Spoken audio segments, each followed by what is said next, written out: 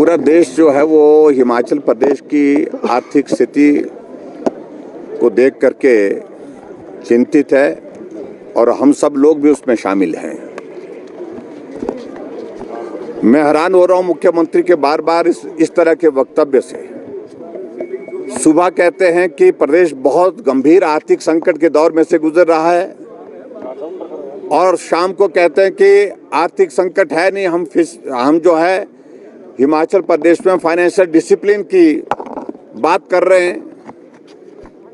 लेकिन आज मैंने उन्हें पॉइंट ऑफ ऑर्डर जब अध्यक्ष महोदय जी से पूछा कि हमने नियम 67 के अंतर्गत स्थगन प्रस्ताव दिया था विधानसभा के अंदर, क्योंकि कर्मचारियों को सैलरी नहीं मिली, कर्मचारियों के अलावा पेंशनर्स को पेंशन नहीं मिली। आज सितंबर की 4 तारीख बीत गई है। इस पर मुख्यमंत्री जवाब देने के लिए खड़े हुए। पहले कहने लगे मैं जवाब देना चाह रहा हूं और बाद में कह रहे हैं कि मैं स्टेटमेंट दे रहा हूं। हैरानी इस बात को लेकर के है कि 2 वर्ष का कार्यकाल हिमाचल प्रदेश में कांग्रेस पार्टी की सरकार का होने जा रहा है। अभी भी जहां इनकी विफलता होती है, नाकामयाबी होती है, वहां दोष पूर्व सरकार को दिया जाता है और केंद्र सरकार को दिया जाता है। हमारे समय में भी इस तरह से हालात बहुत ज़्यादा ऐसे नहीं थे कि आर्थिक दृष्टि से हिमाचल बहुत मजबूत था, लेकिन फिर भी हमने उस जिम्मेवारी को समझा और उस जिम्मेवारी का निर्वहन किया। बतौर मुख्यमंत्री, बतौर फाइनेंस मिनिस्टर हमने समय पर सैलरी दी, समय पर पेंशन दी और डीए की किस्तें जारी की। एरियर्स थे वो पेंडिंग, उसमें बहुत सारी राशि दी। पेंशन जो भोगी हैं उनके बिल बहुत सारे पेंडिंग थे, कर्मचारियों के जो हॉस्पिटल के जो रिम्बर्समेंट के वो भी पेमेंट की। लेकिन आज की तारीख में हम सिर्फ इतना ही जानना चाहते थे मुख्यमंत्री से कि आप तारीख तो तय कर दीजिए कि किस तारीख को, क्योंकि कर्मचारी रोजाना अपने मोबाइल पर मैसेज देख रहा है। पेंशन वो भी मोबाइल पर देख रहा है, मैसेज आया कि नहीं आया, पेंशन आई कि नहीं आई, सैलरी आई कि नहीं आई। तो उसके लिए तारीख निर्धारित कर दो। आज मुख्यमंत्री ने कहा कि हम 5 तारीख तक सैलरी देने की स्थिति में नहीं है।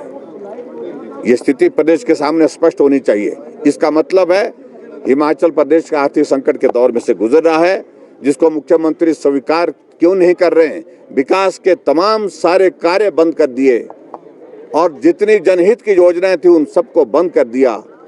पेंशनर्स और कर्मचारियों को सैलरी और पेंशन देने के लिए आज की तारीख में इस प्रकार के जो हालात बने, निश्चित रूप से ये चिंता का विषय है। और पूरे देश भर में हिमाचल प्रदेश की आर्थिक स्थिति खराब है, इस बात को लेकर के इतनी गंभीर चर्चा चली हुई है। पूरा देश पूछ रहा है कि आखिरकार हिमाचल प्रदेश में 2 साल की सरकार, कांग्रेस पार्टी की सरकार ने आखिरकार ऐसा क्या किया।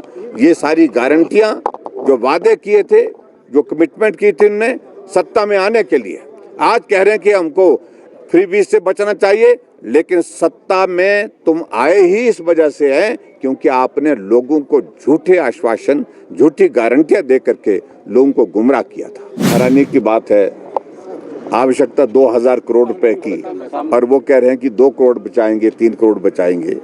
ठीक है, वो भी बचाएं, उसमें हमें कोई आपत्ति नहीं है, वो उनको करना चाहिए। ये हमने भी की है ऐसी चीज़ें, और ख़ास तौर से जो ब्याज की लाइबिलिटीज़, इस प्रकार की फाइनेंशियल लाइबिलिटीज़ उनको करने के लिए।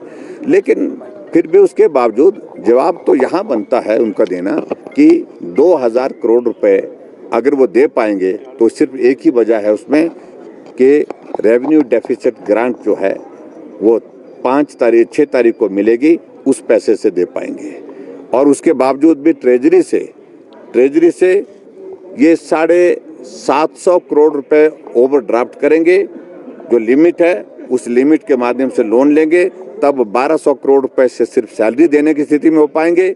उसके बाद 10 तारीख के बाद मुझे लगता है कि ये पेंशन देने के लिए जो केंद्र का जो शेयर का, जो टैक्सेस का जो शेयर का हिस्सा आता है, सेंट्रल टैक्सेस का जो शेयर आता है, जब वो मिलेगा उसके बाद फिर 800 करोड़ रुपए का इंतजाम उसके बाद हो पाएगा। यानी कि आप इस बात को मान के चलिए कि पूरा का पूरा हिमाचल आधारित हो गया है केंद्र पर। केंद्र का आरडीजी का पैसा है, रेवेन्यू डेफिसिट ग्रांट का पैसा आएगा तो सैलरी दे पाएंगे, और केंद्र से सेंट्रल टैक्सेस का शेयर आएगा तो जाकर के जो है पेंशन देगी। ये स्थिति है।